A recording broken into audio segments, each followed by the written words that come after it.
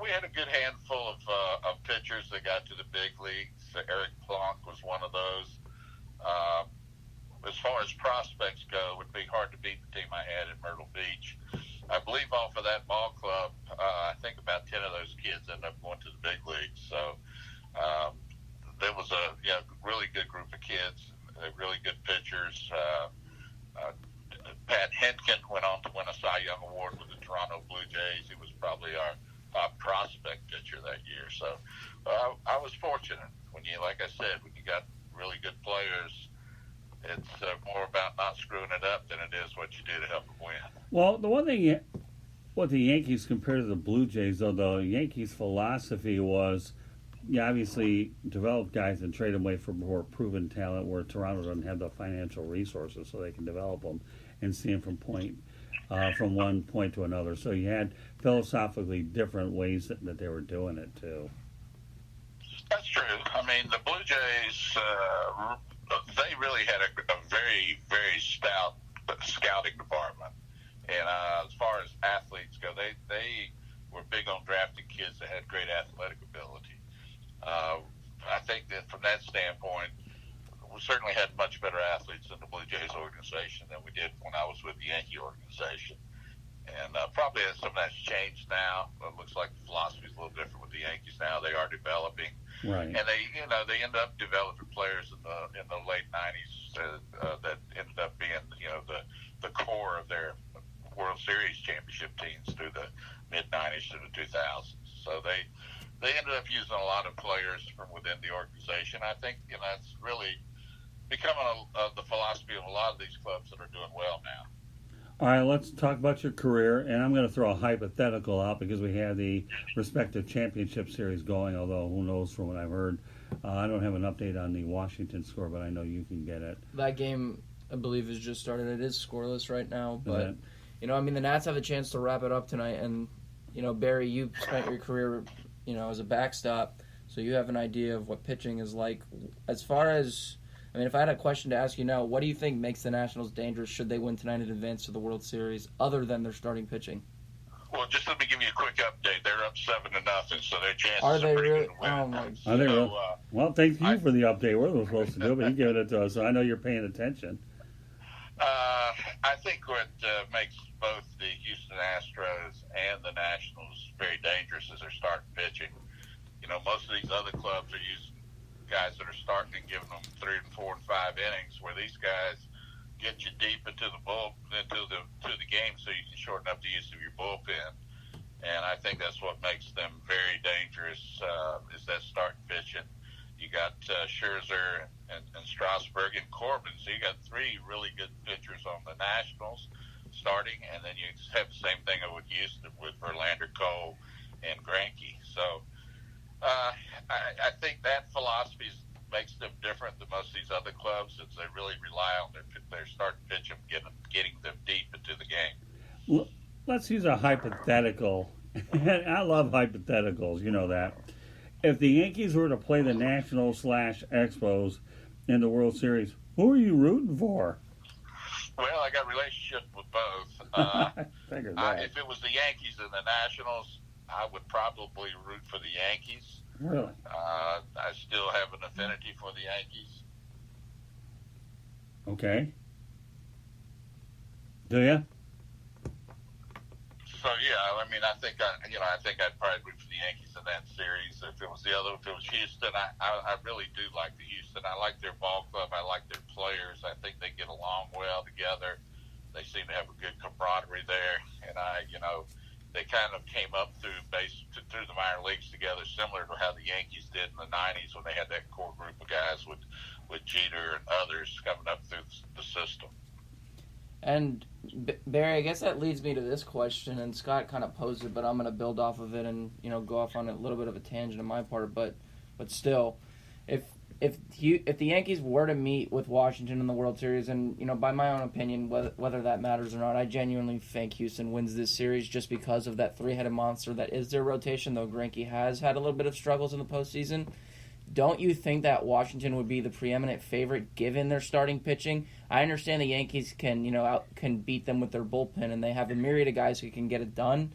But I watched Severino today, and the dude didn't make it out of the fifth inning. He only pitched in the fifth inning once this year, and yes, that's because of the injury with his lat, and he had some shoulder tendonitis. But I just think when you throw a Strasburg out there, and then you have Anibal Sanchez, who has authored 2 bids now in the postseason of 6+ innings without allowing a hit, I genuinely think that, Washington could be a scary team. They're kind of like this team of destiny, like, the 2011 Cardinals, the 2004 Red Sox, the 2015 Royals. This team that's just getting hot at the right time, and they have enough of the resources there. Also have a fantastic lineup that doesn't get enough credit, and I genuinely think could give the Yankees a run for their money. Well, I agree. I think that starting pitching it's a difference maker. And, I personally appreciate ball clubs that rely on their starting pitching rather than, sort of the new wave of using these, the relievers. And the thing of it is, in the long run, there's a good reason why relievers became relievers. Most of the time it's because they had a difficulty being starters, and when you keep running relievers out there, that gives hitters a lot more chances to see them, and they're going to have a lot more chance of being successful against relievers if you overuse them. And that seems to be what a lot of clubs are having to do now because they've gone away from really relying on good starting pitching. Totally, and that's the case with the likes of, say, a Chad Green on the Yankees, who was at one point a starting pitcher, but they've worked him in as an opener this year, and it has worked. I mean, I understand you did play in an era where the analytics weren't necessarily a thing as they are now, but the Yankees have succeeded with him. They're 11-4 in games that he's opened to start the season. But, Scott kind of had a question that I'll let him ask you about this kind of opener strategy, but I'll let him get that to you right now. Okay, yeah, Barry, now that we're talking about openers, and the relievers, that was really unheard of until recently, back in the day when you and I were doing this full time. I mean, starters went 7-8 innings deep, and of course, obviously these guys are being paid more money. But to me, the ideal situation is get your starter 7 and then 8, and maybe get a complete game and now and then give the bullpens the day off. But that doesn't happen anymore. What are your thoughts about openers? Well, look, I believe in the analytics to a certain point. Right. And I think if it allows you to get to the World Series using that type of, the opener and et cetera, and being successful, that's good. Obviously, Tampa Bay sort of was the pioneer in that, and they've had some success with it. But I believe at the end of the day, if you're going to have a dynasty type of operation where you're going to win in the World Series, not just get there, but win, you got to have a couple really good starters. You got to have a real number one, and you got to have that borderline number one, number two, and that's what both the Nationals and the Astros have. And Greinke, historically, non-power pitchers have not fared as well in the World Series. I think Maddox is an example of that. Greinke, they're not as their efficiency is not as good in the World Series. I think power pitchers have done much better. And, these guys rely on those power pitchers, both ball clubs. They got the high strikeout ratio and don't have to, the ball doesn't get put in play as often. So I really like the fact that you have starters that can actually get you deep into the game. And I agree with that. I mean, Greinke used to be a power pitcher. The thing with him is he's very much evolved. A lot of what a lot of people say now, and I can attest to this, is that I genuinely think he is the modern version of Greg Maddux because his fastball isn't what it was when he was in Kansas City winning a Cy Young Award with like a 2.16 ERA in 2009. When he was throwing 94 to 97 miles an hour with that sharp curveball. I mean, now he likes to change speeds. I mean, the differentiation on the velocity with his fastball and his changeup is like 3 miles an hour. And you'd think that a pitcher like that wouldn't be successful because, what made Pedro Martinez so great was he was throwing 98, but then he threw that Bugs Bunny changeup that was 83, 82 miles an hour. So that degree of separation is what creates the off-balance approach in the hitters. But, Greinke's managed to stay successful because he can hit his spots. Although I genuinely agree with you. I mean, we can look at Clayton Kershaw, and we won't go too much on that given his postseason struggles. But, he's not a power pitcher anymore. He used to be 93 to 95, but he's 90 to 92. And hitters can catch up to that a lot easier than they can, despite, a deceptive delivery that Kershaw has. But, I mean, I totally agree with you. Greinke would be the only chink in the Astros' armor as far as those three starters go if they were to get to the World Series, and I genuinely think they will, just because of how good Cole and Verlander have been and will continue to be as this postseason moves forward. But, I agree with you. I do miss the days of starting pitchers going 7-8 innings. I mean, I really immersed myself fully into baseball when Roy Halladay was throwing 240 innings a season, and we're not going to see that anymore just because, roles are so specialized, but I think money has played a big part in it. Guys are getting paid so much money that front offices recommend to their managers to kind of reserve these guys for the big situations. We saw it with Strasburg in 2012 when the Nationals, I think, of the times that they've had now, other than this, they had the best chance to win the World Series. They won 98 games. Bryce Harper was a 19-year-old phenom that we were heralding as like the next big thing in baseball. And Strasburg, his first year back from Tommy John, who was terrific, he didn't pitch in the postseason, and the Nationals began this string of losing in the division series 4 consecutive years. But, now they're turning him loose, and he's kind of been this guy that you and Scott are kind of championing, and that kind of guy that I wish would kind of return in the modern day of baseball. We don't really have that anymore. Well, I think it's having somewhat of an effect on the fan base as well, as far as, the attendance goes. I think this modern game, the way they play it, is a little different, and, 7 and 8 pitchers, sometimes 9 pitchers in a game. That doesn't, add too much continuity in a sport that really, doesn't have that fast pace to begin with, like, basketball and football have. So it'll be interesting to see how it plays out over the course of time. But I don't think it's going to change back much. I think that, they're setting it up for these guys to basically throw 5 innings and then get the bullpen in there, and I think you'll probably see in the next contract with the Players Association, I won't be surprised at all if you don't see an expansion of the roster at 26 or 27. So I don't think it's going to change anytime soon.